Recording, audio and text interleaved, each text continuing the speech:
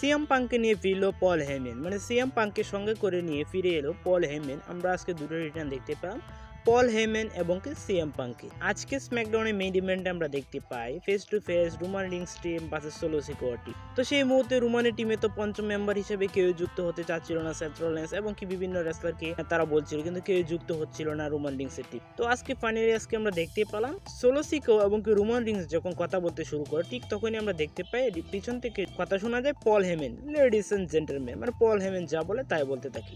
এবং সে বলে সার্ভাইভার সিরিজে 4 ভার্সেস 5, মানে রোমানের টিমে ছিল 4 জন এবং কি সোলো টিমে ছিল 5 জন, মানে 4 ভার্সেস 5 এরকম ম্যাচ হওয়ার কোনো সম্ভাবনা নেই। ম্যাচটি হতে চলেছে 5 ভার্সেস 5 এবং কি রোমানের টিমে 5 নম্বর মেম্বার হিসেবে যুক্ত হতে চলেছে সিএম পাঙ্ক। তো সিএম পাঙ্ক রিংয়ে আসে এবং কি কোনো কথা বলতে না বলতেই অ্যাটাক করে দেয় সোলো সিকোয়া টিম মেম্বারদের উপর।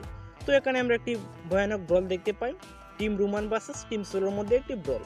তো সেখানে সিএম পাঙ্ক যুক্ত হয়ে যায় রোমানের দলে, মানে আমরা সার্ভাইভার সিরিজ ওয়ার গেমসে এখন দেখতে পাবো টিম রোমান ভার্সেস টিম সোলোর টিমে যুক্ত হয়ে গিয়েছে, মানে টিম রোমান টিমে যুক্ত হয়ে গেছে 5th মেম্বার হিসেবে সিএম পাঙ্ক এবং কি আমরা দেখতে পাবো টিম সোলো টিমে যুক্ত হয়ে গিয়েছে ব্রিক ব্রনসনের এবং কি আমরা আজকে দেখতে পেলাম পল হেমেনের রিটার্ন।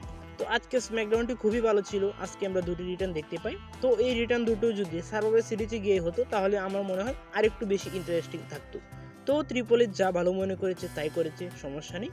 তো সার্ভাইভার সিরিজে আমরা finally Roman team versus solo টিমের মধ্যে 5 ভার্সেস 5 ওয়ার গেমস ম্যাচ দেখতে পাবো। তো কিছুটা ধারণা করা হচ্ছে এখান থেকে আমরা সেথ রলিন্স ভার্সেস সিএম পাঙ্কের মধ্যেও কোনো একটা স্টোরি দেখতে পেতে পারি এবং কি পল হেমন যদি সিএম পাঙ্ককে নিয়ে কাজ করতে শুরু করে অবশ্যই আমরা সিএম পাঙ্ককে হিল ক্যারেক্টার হিসেবে দেখতে পাবো এবং কি হয়তো আমরা দেখতে পাবো গুন্তারের টাইটেলটা হয়তো সিএম পাঙ্কের কাছে এসেই থেমে যাবে, মানে আমরা রেসলমেনিয়া 41 হয়তো আমরা দেখতে পাবো CM Punk versus Seth Freakin Rollins, মানে সিএম পাঙ্কের কাছে থাকবে অল হেভিওয়েট চ্যাম্পিয়নশিপটি এবং অপর দিকে থাকবে সেথ ফ্রিকেন রলিন্স। তো এই ম্যাচটি যদি হয়ে থাকে তবে খুব ভালো হবে। তো আজকে স্ম্যাকডাউনে আজকে আমরা আরো কয়েকটি ঘটনা দেখতে পাই, যেখানে আমরা ব্যাক স্টেজে দেখতে পাই কোরিডোর্স ভার্সেস কার্মেলো হেসের মধ্যে একটি ছোটখাটো ব্রল, মানে নেক্সট উইকে আমরা কোরিডোর্স ভার্সেস কার্মেলো হেসের মধ্যে একটি আনডিসপিউটেড ডব্লিউডব্লিউ চ্যাম্পিয়নশিপ ম্যাচ দেখতে পাবো এবং কি আমরা দেখতে পাই ব্যাক স্টেজে জেড কার্গিলকে কে বা কারা যেন অ্যাটাক করে দেয় এবং সে কিন্তু মারাত্মকভাবে ইনজুরিতে পড়ে যায় এবং কি তাকে হাসপাতালে নেওয়া হয়।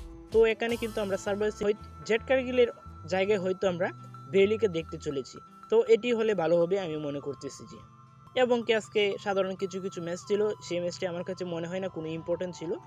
তো আজকে স্ম্যাকডাউনে সিএম পাঙ্ক এবং পল হেমেন রিটার্নের ফলে কিন্তু সবগুলো মোটামুটি কম হাইপ পেয়েছে, এই স্টোরিগুলাই বর্তমানে হাইপ পাচ্ছে বেশি। তো আজকের ভিডিও এই পর্যন্তই। আমাদের চ্যানেলে নতুন হয়ে থাকলে অবশ্যই প্রতিটি ভিডিওতে লাইক কমেন্ট এবং কি সাবস্ক্রাইব করে পাশে থাকবেন। ধন্যবাদ সবাইকে।